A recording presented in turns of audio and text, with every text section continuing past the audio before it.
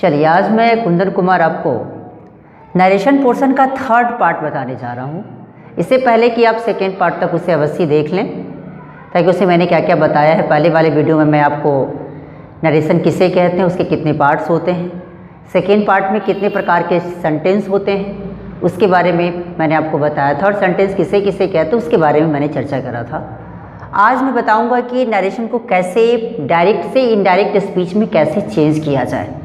उसके लिए first of all you will have to study about there are two types of rules. First is known as general rules, second is called special rules. General rules means क्या कि जो कि सारे sentences पे इस्तेमाल किए जाने वाले rules होंगे, उसी को हम general rules के नाम से जानेंगे। दूसरे की बात करूँ क्या कि स्पेशल है, जो कि particular किसी sentence, particular किसी words के लिए इसका इस्तेमाल किया जाएगा, जिसमें general rules के स्टडी के लिए general rules मतलब क्या कि it may be applied mostly sentences. General sentence को क्लियर करने के लिए first of all change of persons, change of tenses, change of other parts of speech की स्टडी करने की आपकी आवश्यकता पड़ती है।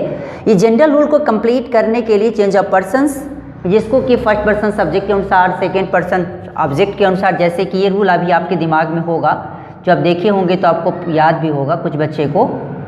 जैसे कि मैं इसकी चर्चा करूँ, 1 2 3 SON, नहीं तो फर्स्ट पर्सन सब्जेक्ट के अनुसार, सेकेंड पर्सन ऑब्जेक्ट के अनुसार, थर्ड पर्सन नो चेंज। याद रहे कि ये हमेशा रिपोर्टेड स्पीच का सेंटेंस रहेगा। किसकी सेंटेंस? रिपोर्टेड स्पीच की। Reported speech in the sense of क्या है कि इन्वर्टेड कॉमास के अंदर का पार्ट रहेगा। दूसरा में ये SON सब्जेक्ट ऑब्जेक्ट और नो चेंज जो है ये फर्स्ट पर्सन सब्जेक्ट के अनुसार, जो कि ये सेंटेंस का पार्ट जो नीचे वाला देख रहे हैं ये किसका पार्ट रहेगा? तो ये पार्ट आपका है रिपोर्टिंग स्पीच का, जो कि आउट ऑफ इन्वर्टेड कॉमास का पार्ट है।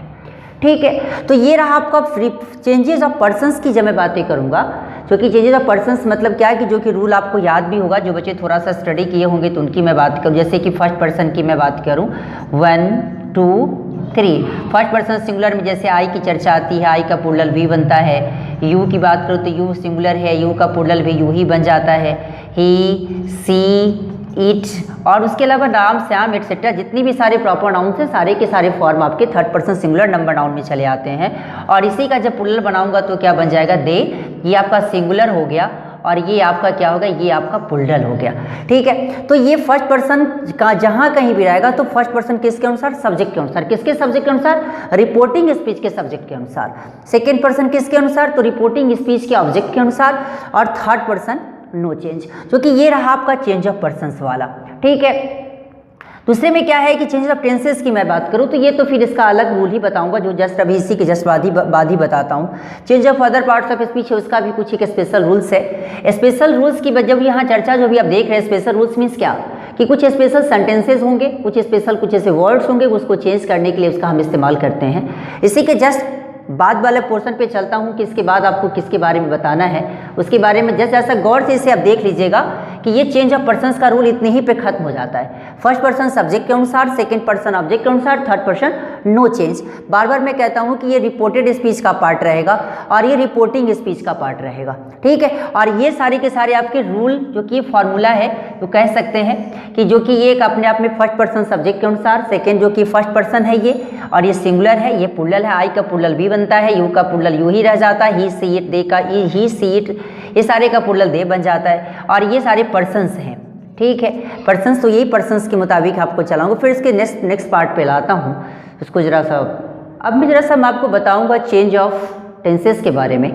याद जरा सा रहे कि जब भी कभी डायरेक्ट स्पीच से, जब भी कभी अगर मुझे इनडायरेक्ट स्पीच से सेंटेंस को लाना पड़े, हमेशा दिमाग में रखने की आवश्यकता है।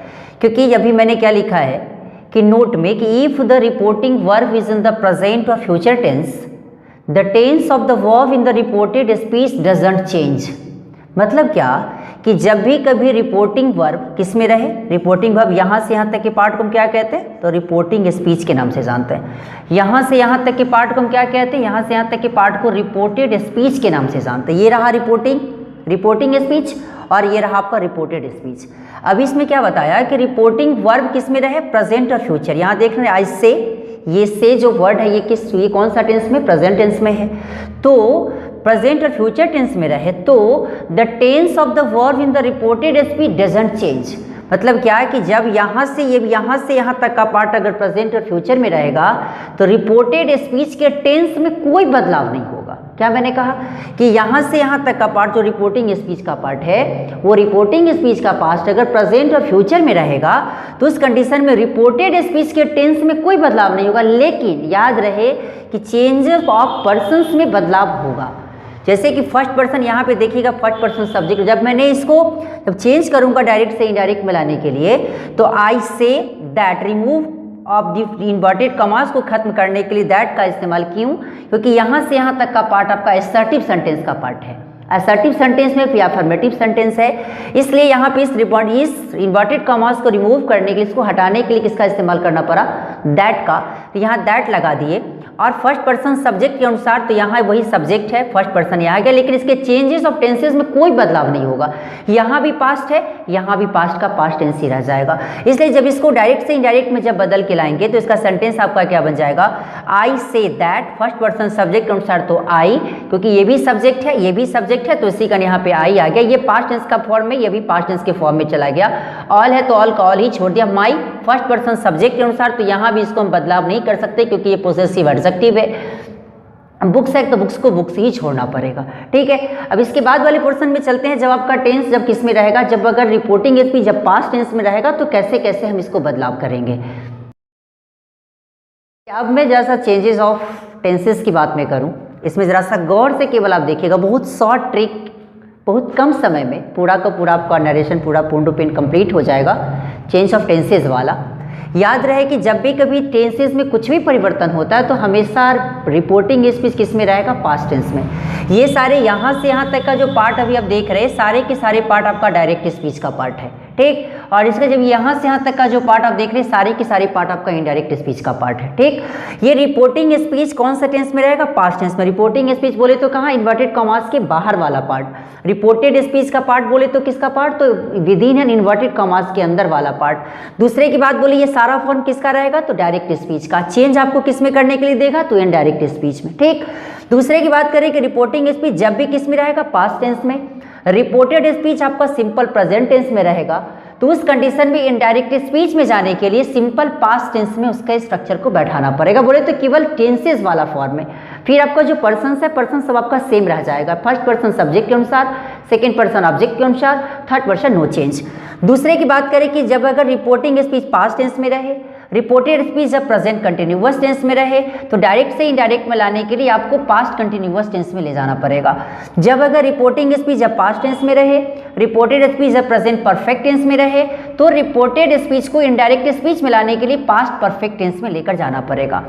दूसरे की बात करें कि जब आपका रिपोर्टिंग स्पीच पास्ट टेंस में रहे, रिपोर्टेड स्पीच जब प्रेजेंट परफेक्ट कंटिन्यूअस टेंस में रहे, तो उस कंडीशन में आपको डायरेक्ट से इनडायरेक्ट स्पीच में लेके जाने के लिए पास्ट परफेक्ट कंटिन्यूअस टेंस का स्ट्रक्चर उसमें इस्तेमाल करना होगा। दूसरे की बात करें कि जब अगर आपका रिपोर्टिंग स्पीच पास्ट टेंस में रहे, रिपोर्टेड स्पीच जब सिंपल पास्ट टेंस में रहे, तो उस कंडीशन में डायरेक्ट से इनडायरेक्ट में लेके जाने के लिए पास्ट परफेक्ट टेंस का स्ट्रक्चर आपको उसमें सेट करना होगा। दूसरे की बात करें कि पास्ट टेंस जब आपका रिपोर्टिंग स्पीच रहे, जब अगर reported speech past continuous tense का रहे, तो उस कंडीशन में डायरेक्ट से इनडायरेक्ट में ले जाने के लिए पास्ट परफेक्ट कंटिन्यूअस टेंस के रूप में इसका इस्तेमाल आपको करना पड़ेगा।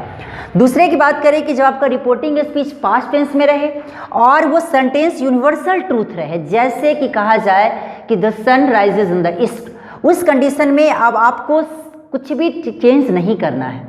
ठीक है, दूसरे की बात करें कि वो जैसा है उसमें सेम एज इट इज उसको छोड़ देंगे। जैसे कि मैंने अभी लिखा है कि जब आपका रिपोर्टिंग स्पीच पास्ट टेंस में रहे और जब यूनिवर्सल ट्रूथ सेंटेंस आपका रिपोर्टेड स्पीच में रहे, तो उस कंडीशन में डजंट चेंज, उसमें कोई बदलाव नहीं होगा।